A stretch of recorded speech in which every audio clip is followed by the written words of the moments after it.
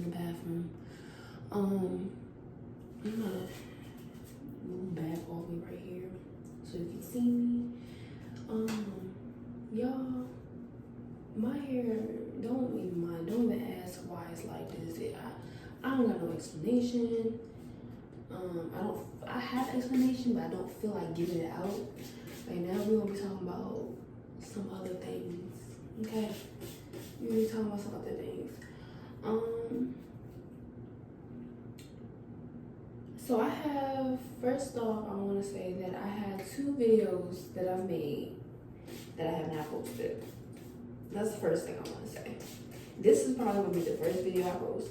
Why? Because the other videos, I have to edit my son out of the video, and that takes a lot of work and effort, and I don't feel like doing it. So, yes. It's probably gonna take me a while to edit that because he was all throughout the video. But today's video is gonna be on some lighter shit. Like, I'm going to be talking about twin flame connections because I think, honestly, not gonna lie, I spoke a little bit about that in my last video that I haven't posted. I spoke a little bit about twin flame connection and all that stuff, a little bit about it because I'm in one right now currently. I'm currently in a twin flame connection, and I'm noticing that twin flame connections can also look like avoidant and anxious attachment. Avoidant and anxious attachment style, I guess. It can also look like that. That's what I'm trying to say. Like, so one person is the chaser, the other one is the runner. Like, it can look like that. It can definitely look like that. And I'm not gonna lie, the beginning of me and this person's relationship, it was like that. Like, I was the anxious attachment, he was the avoidant attachment. I was the chaser, he was the runner. There have been times where I was the runner and he was the chaser, kind of, in a way. But that's how I know this is a twin flame connection, because the only reason why there is a chaser and a runner in twin flame connections is because y'all are not healed from your past traumas or in your past. Like, a lot of it has to do with healing your parental wounds, like your mother wounds, your father wounds, but it also has to do with healing your past relationships, your past romantic relationships and friendships. Twin flame connection is like really like about coming together. Learn how to come together and learning also how to be apart. So it's practicing detachment, but also practicing connection and practicing collaboration. So one of us, I'm not going to tell our business, but one of us needed to learn how to collaborate, and the other one needed to learn how to detach.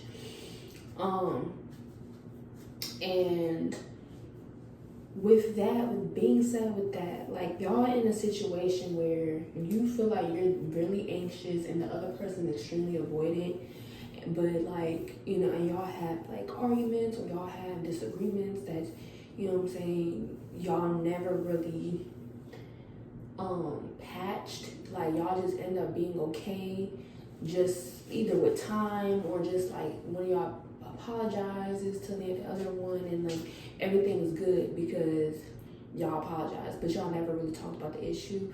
The biggest thing that I've learned in this relationship, in a twin flame connection, is that you must be away from your partner.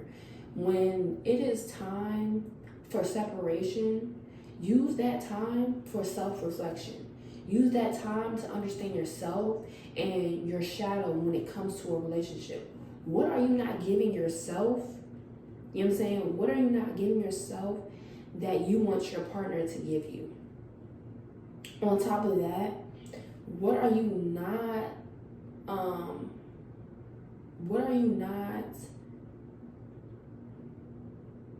acknowledging when it comes to your wounds in relationships as well. And your relationship is going to show you, like, it's not going to be hard to figure it out, because your relationship and how things are going is going to show you what you need to work on. And it's not always the other person. You know what I'm saying? It's both y'all. Y'all both have to work at it. Y'all both have to be aware of your bad habits and the things that y'all must change. If y'all not both doing it, it's going to be hard. You know what I'm saying? Honestly, it takes one person in the relationship to change the whole dynamic. It only takes one. Like, y'all just have to, one of y'all have to be an example of how you want the relationship to go. You know what I'm saying? And then the other one will follow, because that is your mirror. They're going to follow you. They're going to do the same thing that you're doing. And that's the trick. Like, when you focus on yourself, you make yourself happy. You don't need, your twin flame partner. You don't need them. You just enjoy them. And you know that you desire them, but you have your own life. You have your own things that you got going on, your own hobbies. Something that is making you happy outside of the relationship. That is how the twin flame connection is going to work. That's how it's going to last. When you put the focus on you.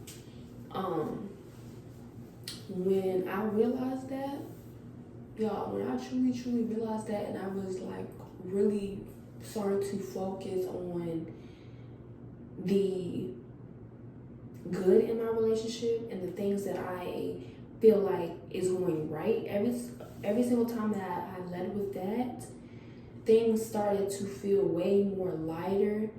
I wouldn't get mad at my partner for like stonewalling or for, not really communicating when they're upset. Like, I stopped being upset. I stopped being angry about that stuff. I stopped allowing that stuff to dictate my feelings. I used to be a type of person where it's like, oh, if they're upset, then I have to fix it, or there's some way I have to fix it. And I'm like, no, like, you can let your partner be sad. Let your partner be unhappy. Like, you know what I'm saying? You don't have to be the person to make your partner feel better all the time. And 9 times out of 10, you try to make them feel better, it's only going to last for a few minutes. And then they're going to go back being upset because it's not you. It's the situation that they're going through. You know what I'm saying? It's not your responsibility to make them feel better. And it's honestly not going to work anyway. Because like I said, they have their own issues. They have their own business. You know what I'm saying? So they're going to get upset about something. And I'm speaking to the people who are anxious attachment, because anxious attachments, we want closeness and we want to feel validated, and we want our partner to show that they like us or that we're important in their life. You know what I'm saying? But the thing is, they're not going to do that, and we're not doing that for ourselves. They're not going to show that, you know what I'm saying, that we're important if we're not making ourselves important in our own lives. You know what I'm saying? I used to literally wait for this man to text me all day long. Like, I would literally just sit in front of the TV or, distract my mind with TikToks until he texted me. And then when he finally texted me, I'll go about my day and I'll start to create, or I'll start to do a YouTube video, like, you know what I'm saying? But I will never do a YouTube video. I would never write. I would never create anything if he did not talk to me. You know what I'm saying? Like, I would feel anxious and I'll just feel extremely, like, worried about the relationship. But now, allowing myself to, like, finally see, like, bro, I don't need his validation. I don't need the love, you know what I'm saying, that he giving me, because I'm giving it to myself. You know what I'm saying? When I finally allow myself to be in that truth and be in that vibration, things got better. Like, things got so much better. Like, I swear, like, y'all don't understand. All it took was thinking about myself and making myself a priority, my first priority, and boom, like, our relationship became healthier. Now, I'm not saying it's the healthiest. I'm not saying that it can't be better. It definitely can get better. And when it comes to communication, and when it comes to, like, a lot of things. But because I'm not allowing a lot of things to get to me anymore. I'm not allowing, his attitude or whatever the case may be to get to me anymore. Like, the relationship has been so much better. Like, I haven't been feeling like I'm being attacked. Man, I'm not feeling like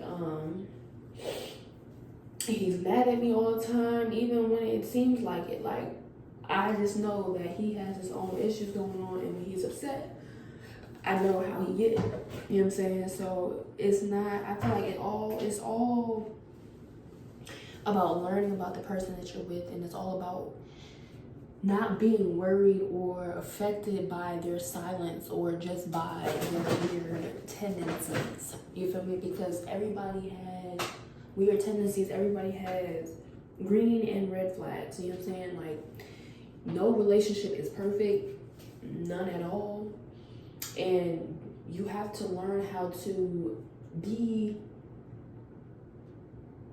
self-aware and self-indulge sometimes. Now when y'all in front of each other and when y'all giving each other time and quality time, that's when you give, you know what I'm saying, what you can give. But all I'm saying is don't overgive. And like I said, I'm talking to the anxious attachments. Do not overgive. Do not overdo. You don't need hold on.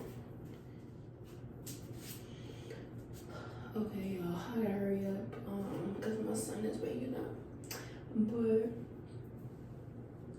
But yeah, so, yeah. Because honestly, if you're in a twin flame journey, it's because you must learn how to truly love yourself for some reason. Like, that's just a part of your purpose on this plane. You need to learn how to love yourself. You need to learn what that looks like. And some of the people that have twin flame connections are unaware. Some of them are and don't know how to process being in one. Some people know about twin flames, and probably have a twin flame but don't realize it. But yeah. My advice and like my take on twin flames is like, you have to have authenticity. You have to have individuality. You know what I'm saying? You have to master those things. You have to. That's the only way your relationship is going to last. Seriously. That's the only way your relationship is going to last. Is if you are fully aware of yourself and what you need to, what love and what limitations you need to get away from, like all that. What love you need to give yourself. Because only you can love yourself the way that you're seeking to be loved. You know what I'm saying? You can't get mad at someone because they don't know how to love you, or you know what I'm saying? You can't get mad at someone because they're not doing everything that you want them to do or want them to be, if you're not doing that for yourself. And also, what do you believe about yourself that makes you attract maybe people who, lie to you, cheat on you, whatever the case may be. Because honestly, I'm learning that a lot of stuff that I go through is because of my own self-limiting beliefs. And I have to align myself with better people and better habits.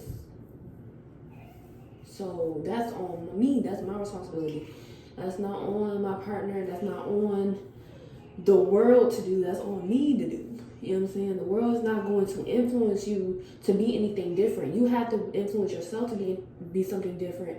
And then the world will it will show up differently because you change your mindset. That's literally it. You know what I'm saying? Like, that's literally it. When life changes, it's because you change. Not because your location changed, not because the people around you change, whatever the case may be. No, it's you that has to change. So, That's what I realized. I'm finished with my hair. I gotta go back to my son because he won't go to bed without me. Like, comment, subscribe, and thank you for watching.